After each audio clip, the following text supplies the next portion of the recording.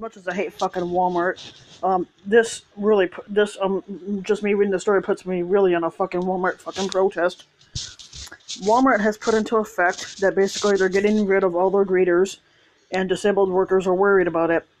As Walmart moves to phase out its familiar blue-vested greeters at some 1,000 stores nationwide, disabled workers who fill many of these jobs say they're being ill-treated by a chain that styles itself as a community-minded and inclusive. Walmart told greeters around the country last week that their positions would be eliminated on April 26 in favor of an expanded, more physically demanding customer host role. To qualify for this role, they would need to lift 125 pounds, climb ladders, and stand for long periods of time.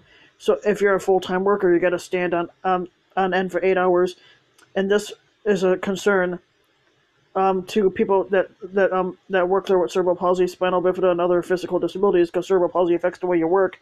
Spinal bifida, I'm not sure exactly how it affects you in a way. It's something to do with your back. For them, a job at Walmart has provided needed income, served as a source of pride, and offered a connection to the community. Now Walmart, America's last private employer, is facing a backlash as customers rally around some of the chain's most visible and beloved employees. Walmart says it is striving to place greeters and other jobs at the company, but the workers with the disabilities are worried.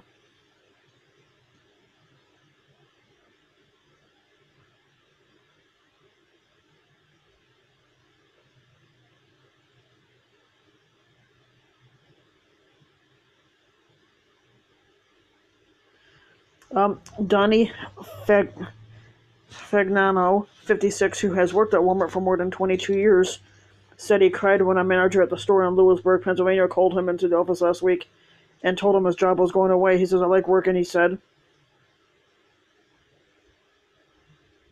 "It's better than sitting at home." It says Fagnano, who has spinal bifida, said he was offered a severance package, but he turned it down. He hopes to stay on at Walmart and clean bathrooms instead.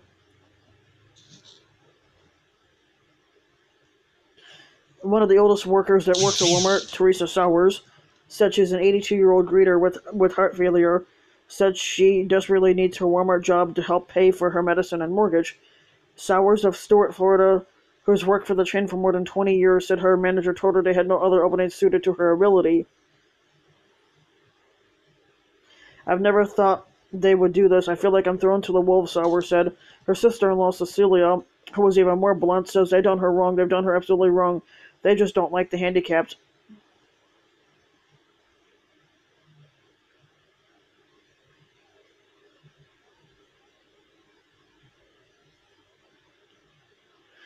Walmart greeters have been around for decades, allowing the retail giant to put a friendly face at the front of its stores. Then, around 2016, Walmart began replacing greeters with what they refer to as hosts, with responsibilities that include not only welcoming customers and helping them return stuff to the right proper shelves, checking receipts to detect shoplifters, and keeping the front of the store clean. Walmart and other chains have been redefining roles at stores as they compete with the Amazon company. They affected the greeter phase out on disabled and elderly employees who have traditionally gravitated toward the role as one they were well suited to doing. Largely escaped public notice until last week when Walmart launched a second round of cuts.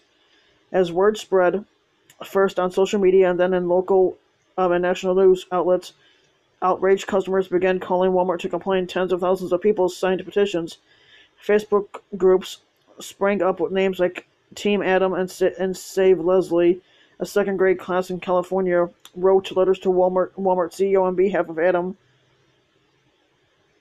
A disabled greeter in Pennsylvania whose mother had written an impassioned Facebook post about his plight.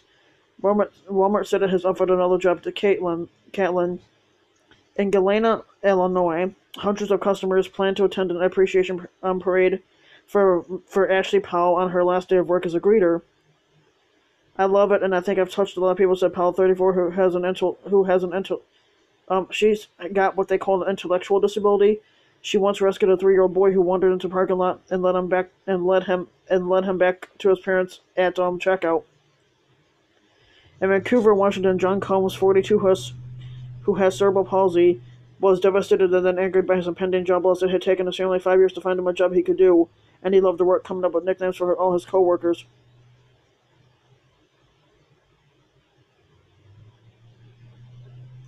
What am I going to do? Just sit here on my ass all day in this house?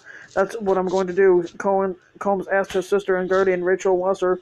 I do my job. I didn't do anything wrong. Yeah, because I forget the exact guy's name, but there was one guy I was reading about, and he was basically suffered cerebral palsy, and he was in a wheelchair, and they basically told him his job was going away, and he was worried when they told him that in order for him to keep his job, he had to lift 125 pounds and stand for hours on end. Well, with him being in a wheelchair, it wouldn't be possible.